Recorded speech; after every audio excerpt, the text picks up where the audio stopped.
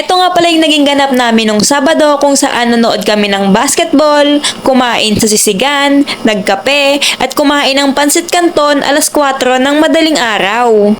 Ari na nga at nagmamadali na nga ni kami ni Jowa at late na nga daw siya sa kanilang call time. Sabado nga ni nung time na are at tuwing Sabado nga ni ay meron niyang banding aring magpipinsan nila Jowa kung saan naglalaro nga sila ng basketball. At nung time na nga na are ay papunta na nga kami doon sa court na inarkilan nila kung saan sila maglalaro ng basketball. Medyo nainis pa nga siya sa akin nung time na are at ang bagal ko nga daw kumilos. Ay aba, pasensya na, ay biglaan laang din ang aking pagsama eh. Alas 2 nga daw ang kanilang call time pero 2:30 na nga ay bumabiyahe pa nga kami. Kaya madaling-madali aring lalaking are pero are na nga ang aming dinatnan doon sa court na kanilang inarkila. Wala pa sila. Kami pa lang nandito. Alas 2 pala, alas 2 ha. Alas 2 ha. Nagmadali pa naman kami tapos wala pa pala kayo. Kayo ba ba naglalaro? Iba pa nga yung naglalaro oh. Mga di pa namin kilala. Ayain ko ng pustahan, nagawan ko sila ng oras. Wow naman! Saan punta? To the moon. Gutom.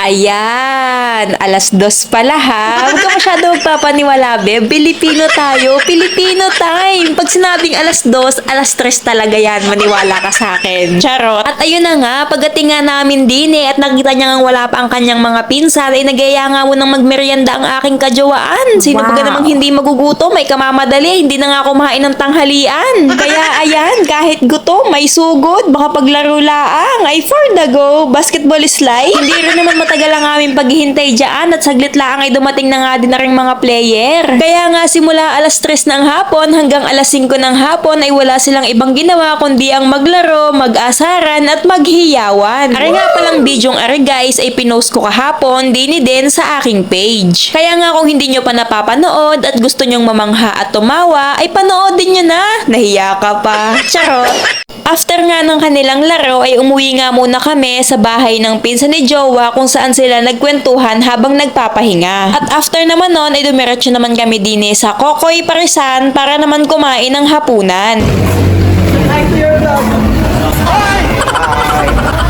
Sisi guys, let's go Sisi.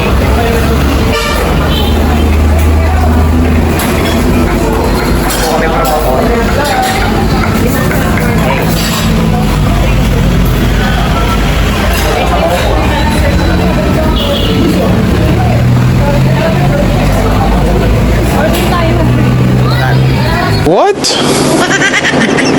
Bro, what are you talking about, man? At dahil pagod nga at gutom aring mga players, ay pagdating nga din sa Parisan ay nagkanya-kanya na nga ng order at kanya-kanya na din ng kain. Ikaw ba namang maglaro ng 3 hours straight? Ay sino ba namang hindi magugutom? Ay lamon talaga. Ay napagod ka ti? Naglaro ka din? Oy, ikaw kaya tumayo ng 3 hours habang nagbibideo. Tingnan natin kung hindi ka mapagod.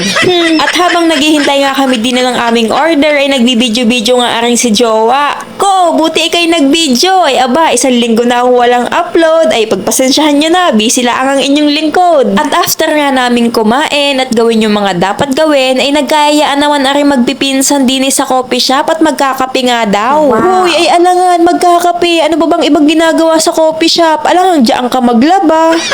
Oh, ayun na nga. Ako'y medyo mainit na ang aking ulo dyan kasing init ng aking kape. Bakit? Ikaw ba naman orderan ng mainit na kape kahit alam mong napakainit sa Pinas? Ay, ang galing! Pero may fault din naman ako dito guys. Kasi ang sinabi ko lamang ay Spanish latte. Hindi ko naman nilinaw kung hot or cold. Pero alam naman niya na hindi ako nagkakape ng mainit. Kailan ba naman ako nagkape ng mainit? Ay, kailan ba ako nagkape? Hindi nga pala ako mahilig sa kape guys. Nagkakape nga lang pala ako twice a month. Tapos yung kape ko pa, sobrang daming gatas at yelo. Minsan lang talaga ako mapainom ng kape guys. Pag talagang nagkayayaan laang sa labas. Tapos aking kaping are guys ay mapait pa sa aking panglasa. Ay talagang magdadagdag pa ako ng asukal. Zero. Sa'yo na ba? Higyan mo dyan yung ano yung kape mo.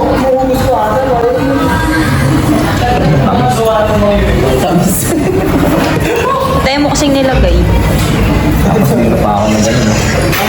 Tampon mo dyan.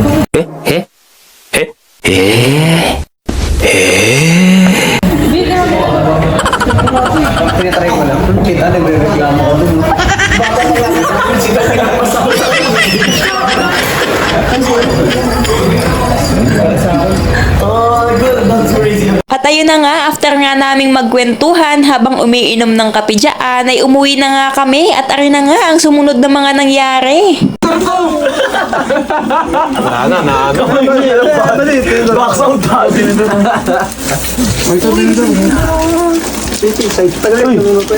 Ang dami pa din.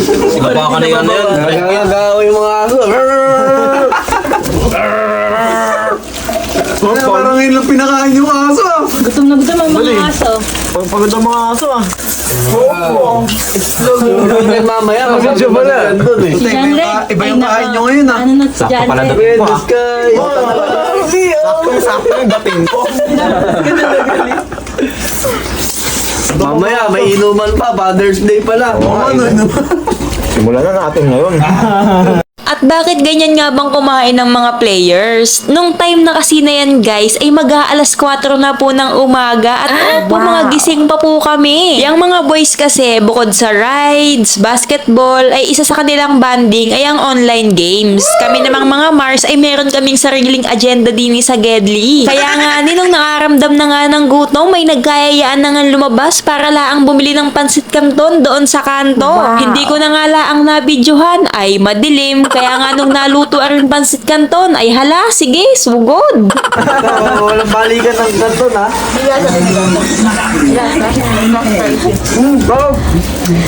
Wow, muna ka na. Sige, ma-prato ah. O, tinapay kayo dyan ah. Isa lang dapat, buddy, parang aso. Pinapakain ng mga amo. Kawawa naman itong mga to, parang di pinakain. Salong talaga to. Ito may mga aso. Sa buddy, ganun. Wala na yung lasing mo ah. Wala na talaga. Hindi nga nalasing. Paglabas pa lang, wala na talaga. Nalasing sa problema.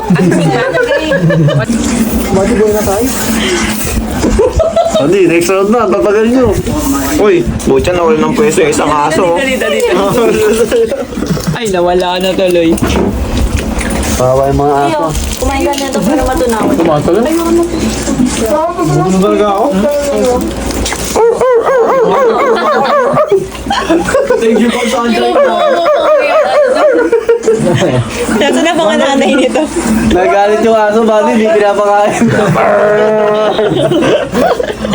Asa pala sa dyan? Buhay na siya.